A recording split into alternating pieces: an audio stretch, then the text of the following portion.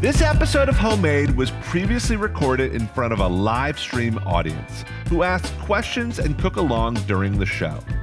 If you love cooking and want to join us in the kitchen, visit homemadecooking.com to register for free live classes. Now, let's get cooking. Hello, everybody. I'm Joel Gamoran. I'm the head chef here at Homemade, and if this is your billionth class, which I know for a lot of you it is, we are so glad to see your beautiful face. Thank you so much. Today, I'm so excited. I think this is the first burger recipe we've done in a long time, and if you are into burgers, you have no doubt heard about this just insane trend of smash burgers. There's restaurants with just smash burgers. High-end places are doing smash burgers. People are doing them at home. And what makes smash burgers so special is they're so thin that you get really, really crispy edges, all those little yummy crunchy bits that you would never get with a normal burger. Are you going to cook this medium rare? No, that's impossible. It's going to be cooked through, but it's still juicy and it has a completely different texture. So if this is your first time smashing a burger, welcome, because this is a completely different religion when it comes to burgers. We're going to do it with some zucchini fries just to keep it fresh and light and springy. And we're going to do a cheese sauce, also known as a Mornay, but let's be real, it's basically fancy Cheese Whiz, and it's unbelievable. You could drizzle it on anything in the kitchen, literally, and it will be incredible. So let's get started. First things first, I want you guys to grab a pan if you are cooking along, and I want to put a little puddle, like a little 1/4 inch of neutral oil. It's an oil where you really don't taste it. It's kind of in the background. So canola oil is like this, avocado oil is like this, rapeseed oil is like this, peanut oil is like this. So those are all options, really good options. But you want to do something that's cost efficient because you are kind of shallow frying. You're using a lot of it. It's something totally neutral so you can taste whatever you're shallow frying. So today we're doing zucchini fries. And the way I start this off is I just grab a zucchini like this, and I kind of cut the butt off, and I kind of trim the top. I leave a little bit. So I'm going to literally just cut this in half. Cool? And then I'm going to stand it up, and I'm going to cut planks, about 3 out of each side. All right, and then you just cut little French fries out of these. Look at these. Little wedges. So I put our little zucchini fries in a bowl with like a tablespoon or 2 of flour, okay? And you just want to get in there and just kind of make sure they're completely coated. All right, so oil is heating up on about medium heat, so about a 6 out of 10. Just letting that oil do its thing. Zucchinis are chopped up and they're in a little bit of flour. I'm going to grab an egg. Another bowl here. Crack that puppy in. Give that a quick whip. We want to give this egg just a little bit of pepper and a little bit of salt. It's not just a flavorless egg sitch. That looks great. And then last but not least, we're going to get some breadcrumbs. And I'm adding a little bit of garlic, a little bit of chili, and some cheese, actually, which is going to give it a really golden brown, nutty vibe. A little bit of salt and pepper in here too. All right, so oil is at this point hot. Then what I'm going to do is I'm going to take some of these zucchini fries and I'm going to put them in my egg. I'm not going to do too much at a time, just a little bit. Kind of get them nice and dredged. Using a little fork here. Shake off the egg into the breadcrumb. Killer. All right, lay these puppies into the hot oil. We have a couple questions about air frying here. Oh, yeah. How would you recommend going about that? Yeah, air frying would be killer for this, you guys. The only thing I would change up if you were going to air fry this is you want to get a little bit of fat on those fries.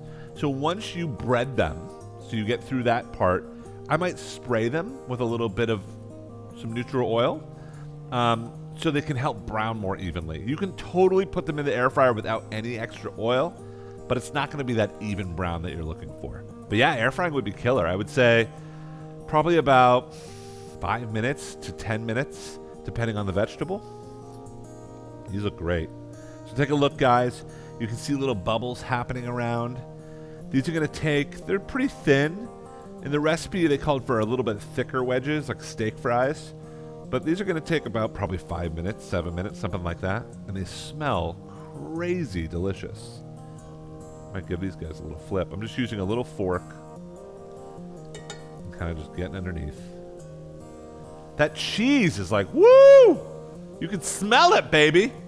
Really caramelizing. Smells incredible. How are we doing in the chat, Kat? Any questions or thoughts out there? Just some suggestions for gluten-free breadcrumb options. Oh yeah, there's almost every breadcrumb, like Prego, all the way down to I don't know what does like the normal. Well, Kathy here suggested that they're gluten-free, and for crumbs and panko they use crushed Chex cereal, rice, or corn. No way. Yeah, I Love think that's that. great. Genius. I love that idea. A little bit more. All right. 10 seconds I'm giving this.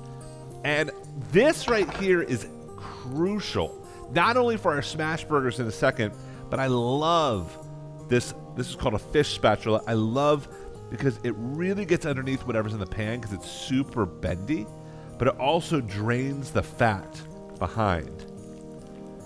Kind of like a slotted spoon. We've got a good question in the chat. Could you reuse this oil? Yeah, that's a great question. You can absolutely reuse fry oil up to 4 times unless you were frying anything seafood, like shrimp or fish and chips or something like that, because obviously the seafood kind of flavors the oil.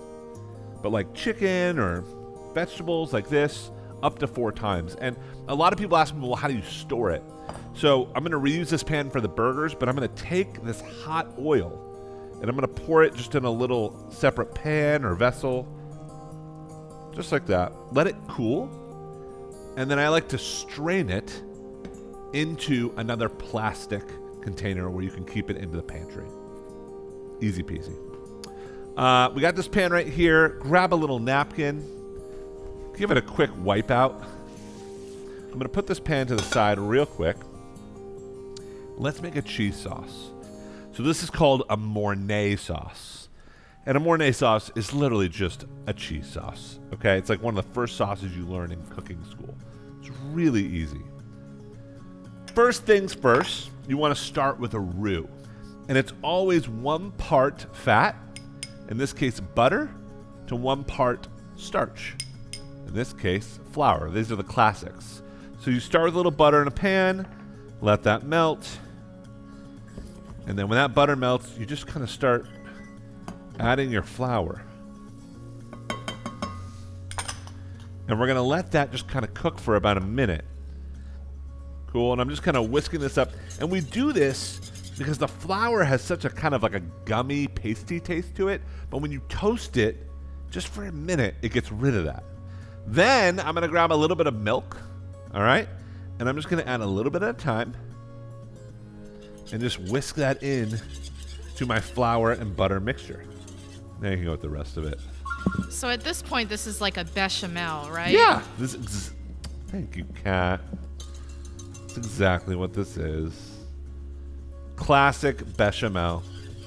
And you can see at this point it's done, and I can tell you how you know it's done because you can grab a spoon, dip it in, and if it coats the spoon like that, it's done. Easy peasy. So I've got some Worcestershire sauce. How do you say it, Kat? Worcestershire? Worcestershire? Worcestershire. All the ways. So a little dollop of that, and then a nice handful of cheddar cheese. And this cheese, I'm turning off the heat when I add the cheese in, is going to make this incredibly just thick and delicious. Look at this. You just kind of whisk it in. Look at the texture that's coming from this. I'm just going to, it's like a cheese pull. This sauce is so good. Little bit of salt, little bit of pepper if you want a little heat. But this sauce at this point is done. And now we're going to go to the main event, the smash burger. So, one thing that's important about a smash burger is you totally do not want to grill this. This has to be done on a pan or on a nice griddle, but because it's so thin, it would actually fall through the grates and it wouldn't give you the crust that we're really looking for. So I'm going to grab the same pan, just a nice kind of deep saute pan here. Just get that kind of on a medium-high heat.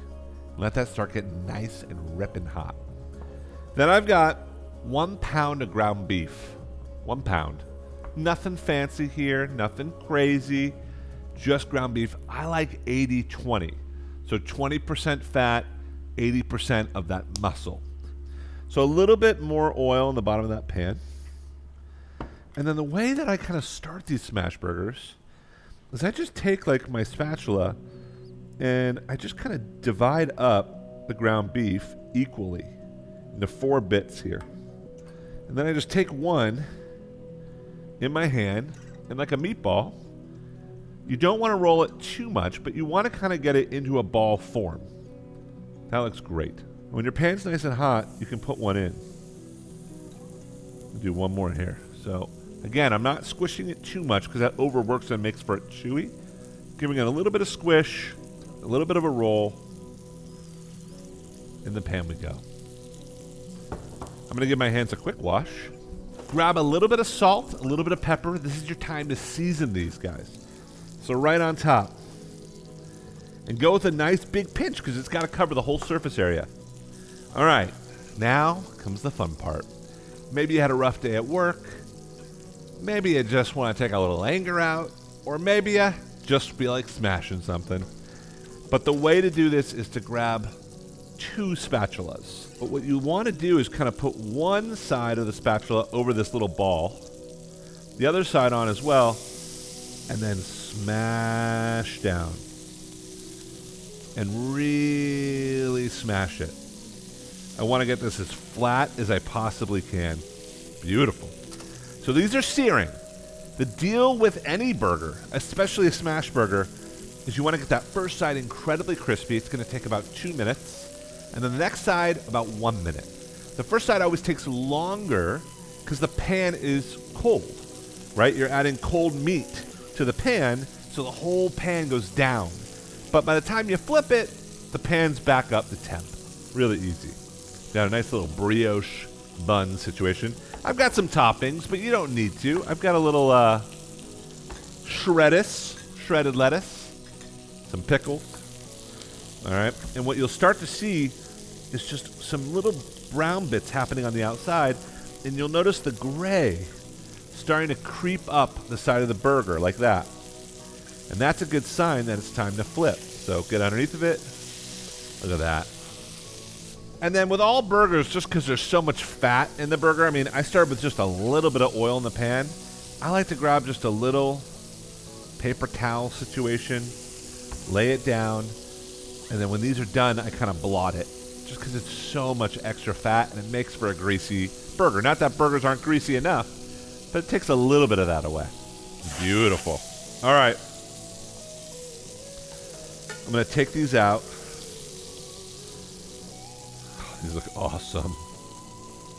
Look at that, man. And I think a good smash burger should kind of come out from the bun. Like it's more wide of the bun. This one could have gone smashed a little bit more, but that one's where I want it. That's great. They both have such crazy texture. Like when you smash it, it just gets so crispy. And the key is you don't want to smash it again. So once you flip it, you'll notice I didn't re-smash it, right? You smash it once, that's it, give it a flip. If you re-smash it, it does tend to dry out. So we're kind of giving it a quick drain. This is what I would do. Totally your call. All right, first and foremost, this cheese sauce, check it out, guys. It's already kind of too firm. So I might just put this back on the heat for about a minute. So what I'm going to do is on the bottom here, I'm gonna grab a little bit of this. Just a little bit, right? And that's gonna be kind of like a perfect little stickum for my first patty. Beautiful. Then I want you to go big. I want you to go so big it just pools out the sides. Right? Next patty. We're here. This isn't a healthy burger. We have some healthy fries-ish. But, you know, lean into this moment, right? Grab a couple pickles. 2 or 3. Maybe a little bit of lettuce, just to pretend like there's something going on here that has nutritional value. That's great. Look at that. Slap on that lid. What did we just create? I'd grab my plate here. Burger on. Grab a couple of these zucchini fries. Pile them next to it. I mean, how cool is that? You gotta love that. So, we'll start with the fries. Notice that when I pick up the fry, it doesn't go, wah. It's crispy. It's holding its shape flat. And that's how we know we didn't over fry them.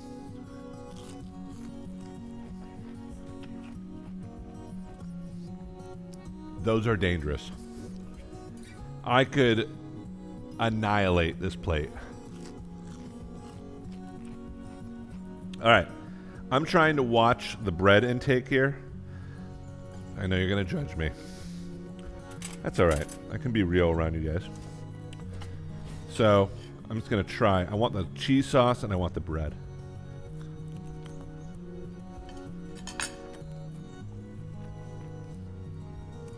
Personally, I like this burger more than like your average burger.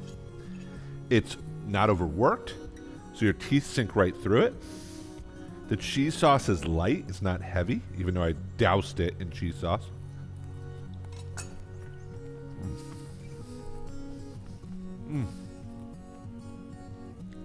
Pickles are just perfect, add a little brininess to it.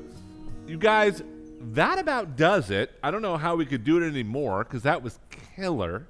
Have a great week. We'll see you in a couple days. Hey there, I'm Joel Gamoran. I'm the head chef and founder of Homemade, and we launched Homemade with the idea that we want to bring cooking and the kitchen to the world. So if you love cooking and want to join us in one of our free live stream cooking classes, head to our website, homemadecooking.com. That's homemadecooking.com to register today.